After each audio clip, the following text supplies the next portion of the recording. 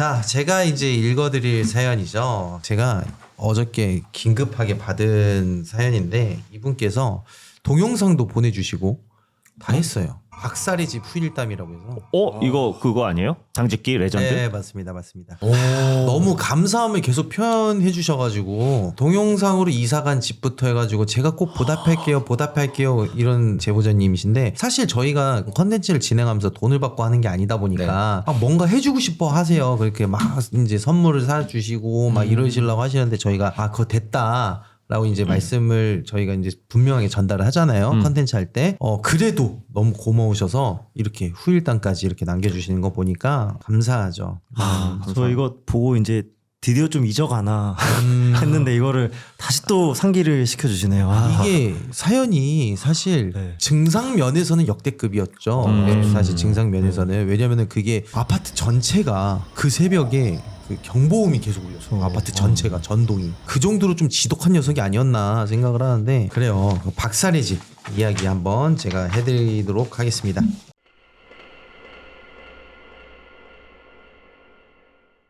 안녕하세요. 당직기를 신청했던 박살의 집 제보자입니다. 당시 촬영을 하면서 겪은 일들이 너무 많아 해드릴 말이 많았는데 정리가 잘 안 돼서 횡설수설하는 부분이 많았습니다. 이 자리를 빌려 시연님께 사과드리고 싶습니다. 본격적으로 이야기를 시작하자면 저는 어릴 때부터 귀신을 봐왔어요. 3, 4살 때부터인 것 같아요. 친할아버지가 돌아가셨을 때 제사밥을 먹던 귀신을 본 것부터 시작해서 자주 어른들께 누가 돌아다닌다, 말을 건다 같은 말을 했었대요. 한 번은 초등학교 때였던 것 같아요. 할머니 집에서 명절 특선 영화를 보고 있을 때라 기억이 납니다. 지금도 명절마다 특선 영화를 틀어주지만 제가 어릴 때는 명절이 아니면 TV에서 영화 보기가 힘들어 신문지에 실린 편성표를 확인해 가며 영화를 챙겨보던 시절이었어요. 할머니 방에서 놀다 잠이 들었는데 몇 시인지도 모를 깜깜한 밤에 계속 인기척이 들리는 겁니다. 명절이고 하니까 친인척들이 자주 왕래하니 또 다른 손님이 왔나? 하고 방에 딸린 작은 창문을 열어보았어요.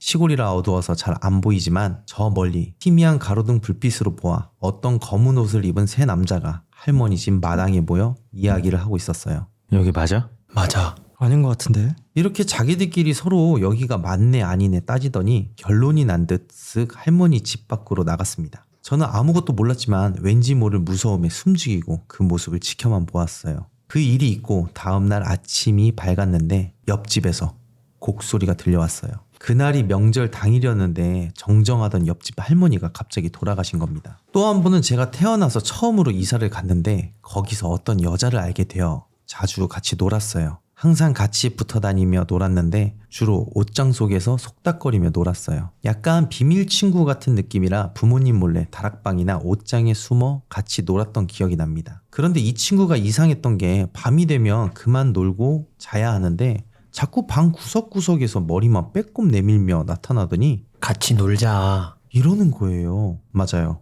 이 여자의 정체도 바로 귀신이었던 거죠. 헐. 밤에 보면 어둡고 얼굴이 파랗게 보여 어릴 땐 몰랐지만 지금 생각해보면 정말 무서웠어요. 다른 곳으로 이사를 갈 때까지 거의 5년을 이 귀신에게 시달렸습니다.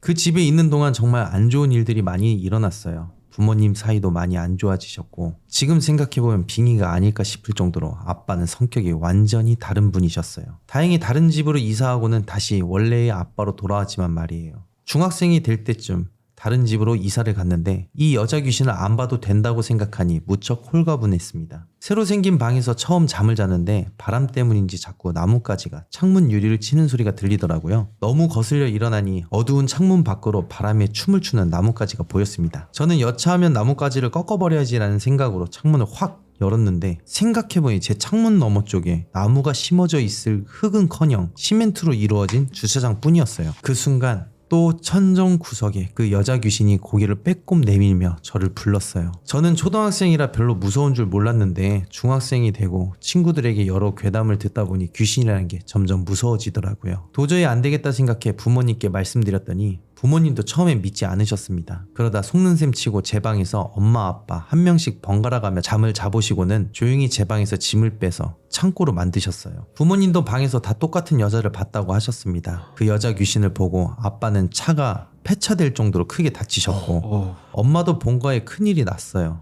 상황이 이러하자 엄마가 어디서 비방 같은 걸 소문 듣고 해놨는데 신기하게 그 후로는 고등학교 올라갈 때까지 귀신을 보지 않았어요. 그 여자 귀신도 더 이상 보이지 않았죠. 성인이 된 이후 다시 귀신이 보이고 현재까지 정말 많은 일들이 있었지만 그 중에서도 제가 이 여자 귀신에 대해 말하는 이유는 따로 있었습니다. 박살의 집 편 방송을 보시는 분들은 아시겠지만 시원님과 여우님이 먼저 와서 저희 집을 둘러보셨어요. 둘러보면서 여우님이 제 옷방에 여자가 보인다며 그림을 그려주셨어요. 그런데 저는 그 그림을 보면서 당시 말은 못했지만 소름이 많이 돋았습니다. 제가 어릴 때 봐오던 여자 귀신과 똑같이 생겼으니까요. 이제 안 보인다고 생각했는데 계속 저에게 붙어 있었던 겁니다.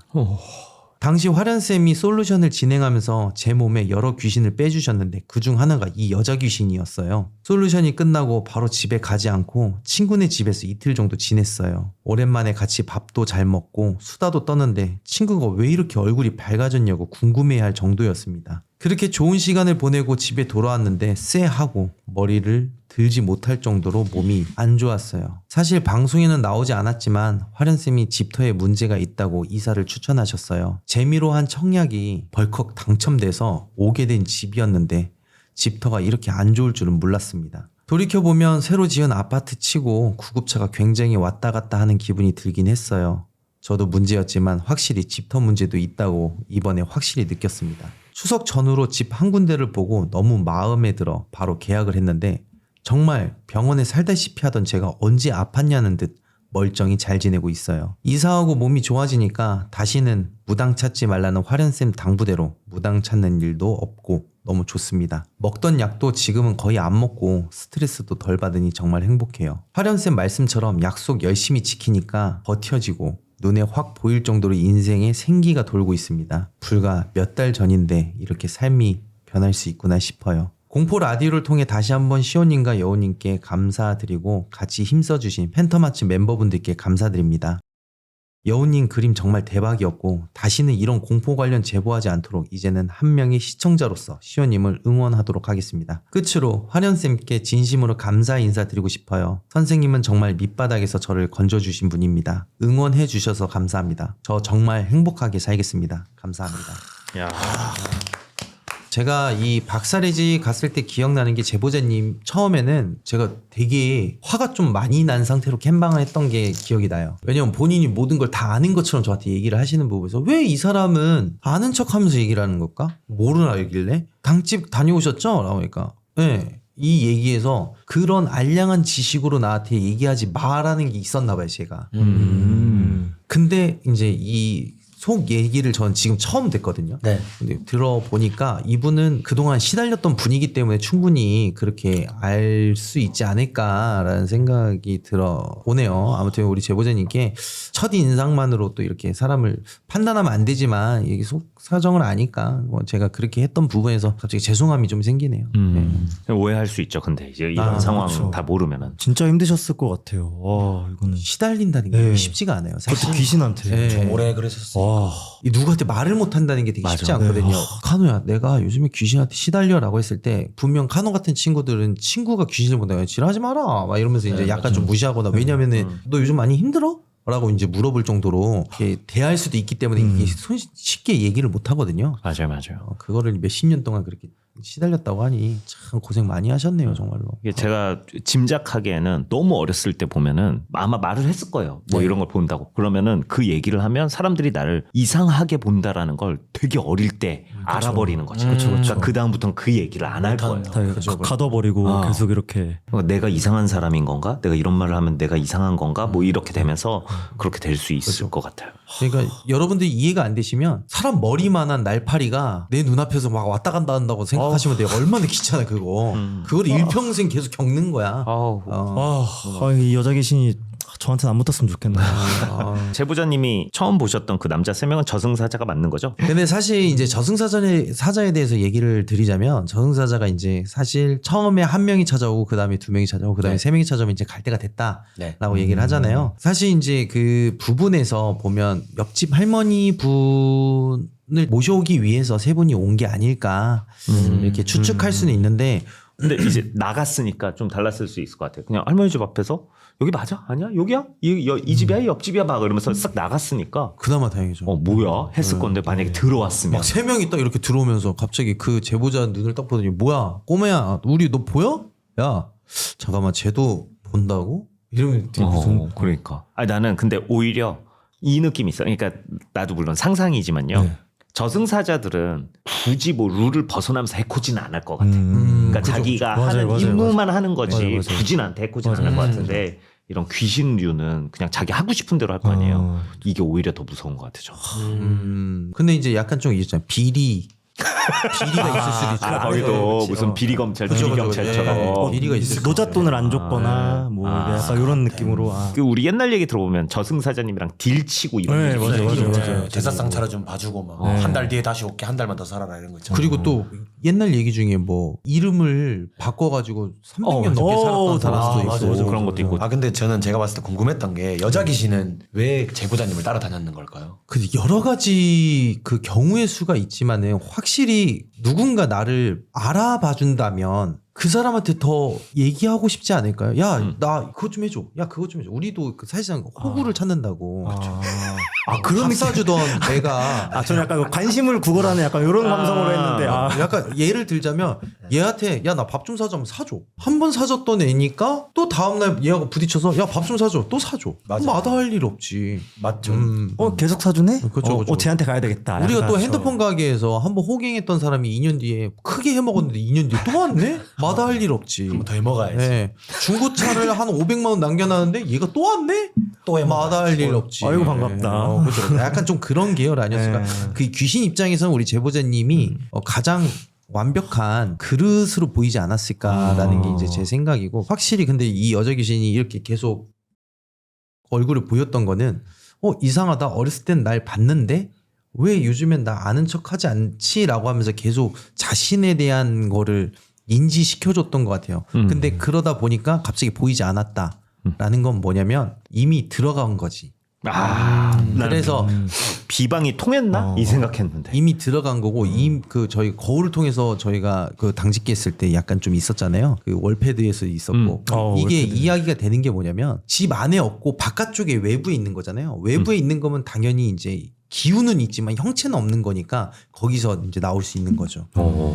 확실히 참 이 세계관이라는 게 맞아 들어가는 게 진짜 소름 돋습니다.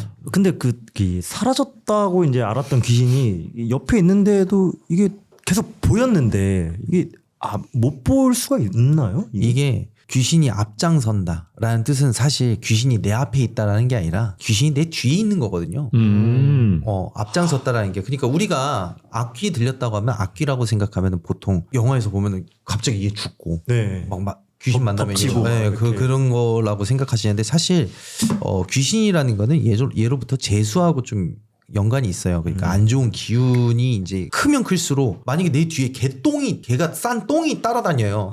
그 만약에 그렇게 되면 냄새가 나고 더럽고 좀 보기 싫잖아. 그쵸. 그렇다 보면은 내가 이 사람하고 비즈니스를 하는 데 있어서 굉장히 중요한 거래야. 근데 똥 냄새가 나고 벌레가 날아다니고 똥이 보여. 그러면 과연 계약을 할까요? 안 하죠. 그게 악귀라고 해요. 사실은 안 좋은 기운. 네. 재소음 붙었다 보통 이렇게 표현되는. 그러다 보니까 이 냄새로 인해서 연인 관계에서도 맨날 싸우고 친구들 관계에서 싸우다 보면은 고립되잖아 나 혼자. 그렇게 그쵸. 되면 나는 아무 일도 안 돼. 그게 악귀거든요 사실. 그래서 좋은 기운으로 바꿔주기 위해서 많이 하는데 보통 이런 거 같은 경우에도 뒷장 섰다. 악귀가 뒤에 네. 있다라고 하면 당연히 내 눈에는 보이지 않죠. 그럼 그런 거는 어떻게 약간 이제 보이는데 귀신이 그걸 안 보이는 척 할 수 있잖아요. 그러면 이제 사라지나요? 그럼 쟤 안 보네? 나한테 관심을 안 주네? 이러면은 이제 조용히 이제 사라지기도 하나요?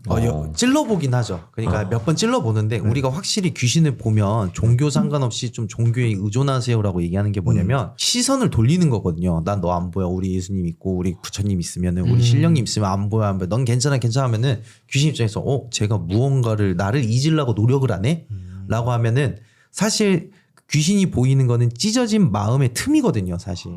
그 틈을 메꾸기 위해서 계속 부정을 하는 거잖아요. 그럼 부정하면 할수록 이 찢어진 틈이 이제 메꿔지거든요. 그렇게 되면 이 귀신이 없어지는 게 아니라 안 보이기 시작하는 거죠. 안 보이기 시작하는 순간부터 이 귀신은 얘한테 뭔가를 할 수가 없어요. 영향을 못 미치는 그렇죠, 거죠. 그렇죠. 우리가 눈 뜨고 있을 때는 막 뭔가 섀도우 복싱이 돼가지고 막 날 쫄게 해. 네. 근데 내가 눈을 감는 순간부터는 뭐야? 안 보이니까. 안 보이니까 그것도 없네? 라고 하는 순간부터 아무 영향이 없잖아요. 약간 그런 느낌이라고 보시면 돼요. 이렇게 오늘도 사연을 모두 읽어보았습니다. 우리 배우 노영준 님이 함께 해주셨는데 오늘 녹화 어떠셨습니까? 그러니까 겁만 먹고 좀 긴장도 하고 좀 이러고 왔는데 사실 너무 재밌었어요. 너무 재밌었고 아 이런 일도 있구나 이렇게 많이 알아가는 것 같기도 하고 이게 생각보다 되게 안쓰러움을 많이 느꼈어요. 그러니까 이게 그러니까 저는 뭐 귀신을 믿지도 않고 보이지도 않지만 이게 보이고 그거에 시달리시는 분들 그게 약간 고통받는 분들이 얼마나 힘드실까 이런 것들을 좀 알게 되는 좀 그런 시간이었던 것 같아요. 네. 우리 카노 씨와 마흥 씨는 오늘 방송 어떠셨나요?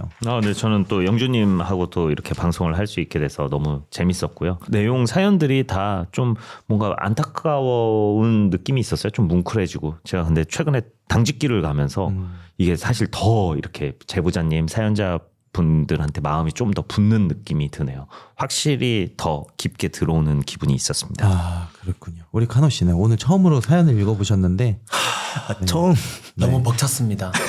지금 노영준 배우님한테 감사의 말씀을 드리면서 사람 하나 건지셨습니다. 지금 하면 할수록 진짜 재미도 많이 느끼고 저도 집중도도 더 올라가는 것 같아서 더 이 자리를 꿰차서 지키고 싶은 마음이 더 커졌습니다. 저희가 이게 잘못하면 이게 바뀌거든요. 아 그래요. 네, 여기는 고정이라는 게 없어요. 네. 제가 살짝 걱정되는 게 저요. 제가 지목을 했잖아요. 네. 이렇게 부탁드린다고 읽어달라고. 근데 이게 혹시 마음에 안 들어서 다 날라가고 저도 그럴 못 수 나오고 그럴 수 있어요. 이러진 않겠죠? 아 근데 그게 그럴 일 없습니다. 요즘 편집 기술이 좋아져서 딱 이제 얘하고 나눴던 대화 부분만 이렇게 AI로 이렇게 교묘하게. 드러내면 되거든요. 네. 컨셉 이런 말 듣지만 컨셉입니다. 네, 농담입니다. 자 그래요. 마지막으로 우리 영준님 저희 공포라디오 시청자분들에게 하고 싶은 말씀 또는 전달하고 싶은 말씀 있으면은 저쪽 카메라 보면서 우리 팬분들에게 말씀 편하게 남겨주세요.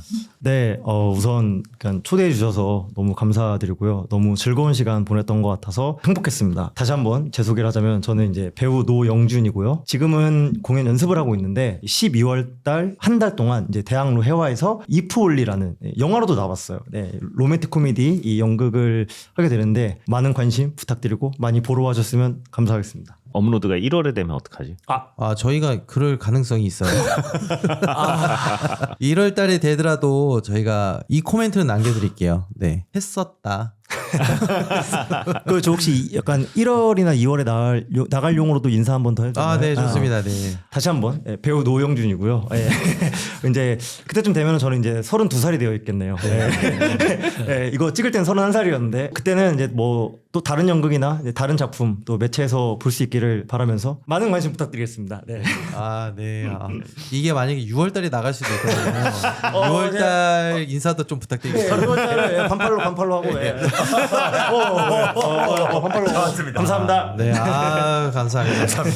센스 있었어. 자, 윤시원의 공포라디오 여러분들의 무서운 사연을 받고 있습니다. 무서운 경험하시거나 알고 계신다면 여기 주소로 보내주시면 저희가 사연을 읽어드리도록 하겠습니다. 그럼 이쯤에서 마무리하고 다음 주에 또 인사드리도록 하겠습니다. 감사합니다. 고맙습니다. 감사합니다. 네, 수고하셨습니다. 감사합니다.